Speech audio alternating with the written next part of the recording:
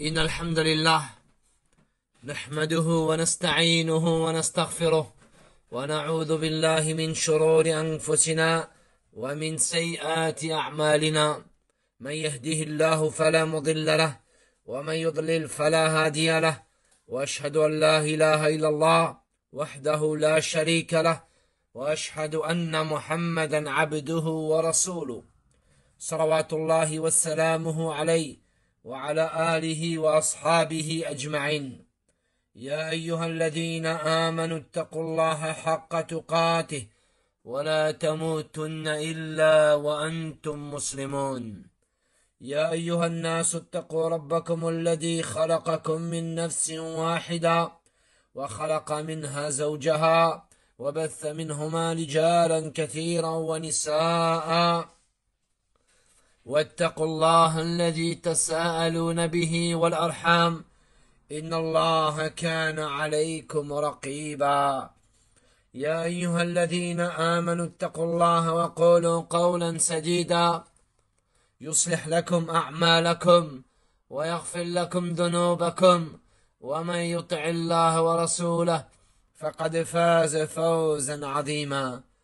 أما بعد، فإن خير الكلام كلام الله، وخير الهدى هدى محمد صلى الله عليه وعلى آله وسلم، وشر الأمور محدثاتها، وكل محدثة بدعة، وكل بدعة ضلالة، وكل ضلالة في النار.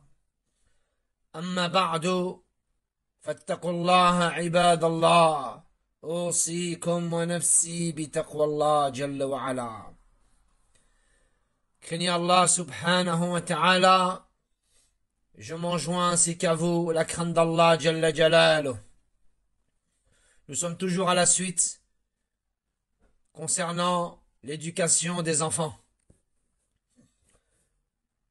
Le sens du verset d'Allah subhanahu wa ta'ala: ô vous qui avez cru, que ni vos biens ni vos enfants ne vous distraient du rappel d'Allah, et quiconque fait cela, alors ceux-là seront les perdants. Donc l'enfant est une calamité s'il est la cause du dévoiement de ses parents en les distrayant de leurs devoirs religieux. Voici quelques exemples. Parmi les exemples, prenons le cas d'un père de famille musulman dont l'un des enfants tombe malade. Le père se met alors à la recherche d'astrologues et de charlatans qui pourraient guérir son enfant. Or, ceci est une forme de mécréance, car ces gens prétendent connaître la science de l'invisible. Or, seul Allah Jalla Jalaluh connaît l'inconnaissable. Allah dit dans le sens du verset: et Allah n'est point tel qui vous dévoile l'inconnaissable. Et dans le sens du verset: c'est lui qui détient les clés de l'inconnaissable. Nul autre que lui ne les connaît. D'autres preuves allant dans ce sens existent. On voit donc ici qu'un père peut sombrer dans la mécréance à cause de son enfant. Parmi les exemples, certaines personnes négligent leurs obligations religieuses en raison du temps qu'elles passent à chercher à s'enrichir afin d'offrir subsistance et confort à leurs enfants. Comme par exemple, certaines personnes introduisent la télévision chez eux pour que leurs enfants se divertissent.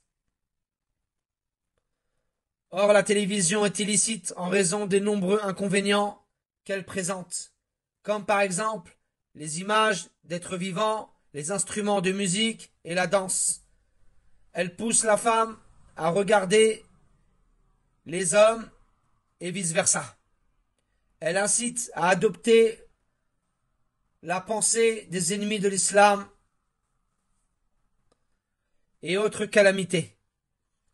Ce type d'enfant est un ennemi pour son père, il ne lui sera d'aucune utilité le jour de la résurrection et le fuira même, comme Allah Jalla wa Ala dit dans le sens du verset, le jour où l'homme s'enfuira de son frère, de sa mère, de son père, de sa compagne et de ses enfants, car chacun d'eux, ce jour-là, aura son propre cas pour l'occuper.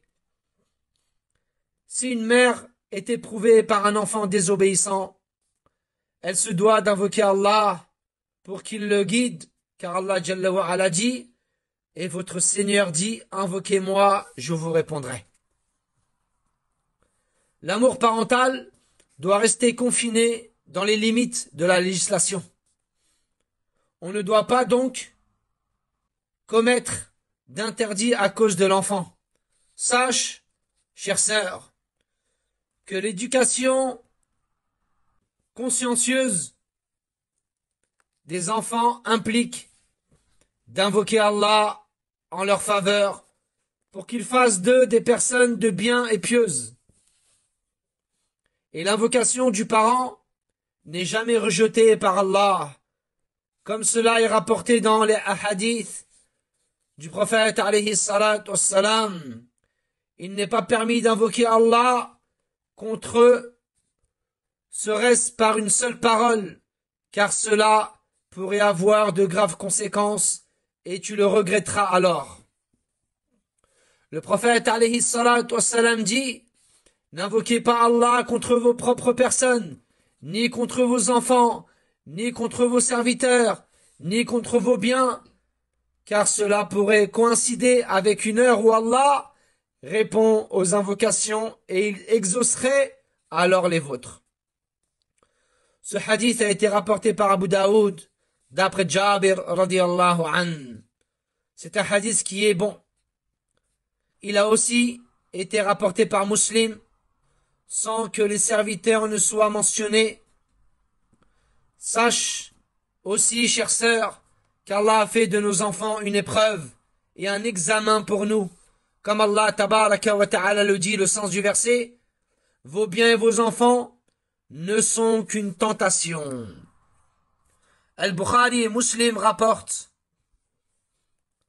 dans leur recueil authentique, d'après Hudayfa ibn al-Yaman radiyallahu anhu, qu'il a dit, alors que nous étions assis auprès de Omar radiyallahu anhu, celui-ci demanda, qui de vous a en mémoire les propos qu'a tenus le prophète alayhi salatu wassalam au sujet de la tentation? Le prophète alayhi salatu wassalam a dit, la tentation de l'épouse, des biens, des enfants et du voisin est expiée par la prière, le jeûne, l'aumône, l'ordonnance du bien et l'interdiction du mal. La tentation existe, donc, bel et bien dans les choses surmentionnées. Comme l'enfant par exemple. En effet, lorsque celui-ci tombe malade, ses parents s'attristent. Le poète dit, l'homme est tranquille tant qu'il vit dans le giron de ses parents. Lorsqu'il décède, tous les malheurs du monde s'abattent sur lui. Les parents font en sorte que les nuisances et la fatigue n'atteignent pas leurs enfants. Comme le poète le dit, nos enfants parmi nous sont comme la perle de nos yeux, marchant sur terre. Si l'un d'eux attrape froid, je ne peux endormir de la nuit. Nous demandons à Allah Jalla wa Ala de nous compter parmi ceux qui indiquent le droit chemin en toute vérité et qui par là exercent la justice. Wa la hawla wa la quwwata illa billah. Subhanaka Allahumma bihamdik. Ashhadu an la ilaha illa ant. Astaghfiruka wa atubu ilayk.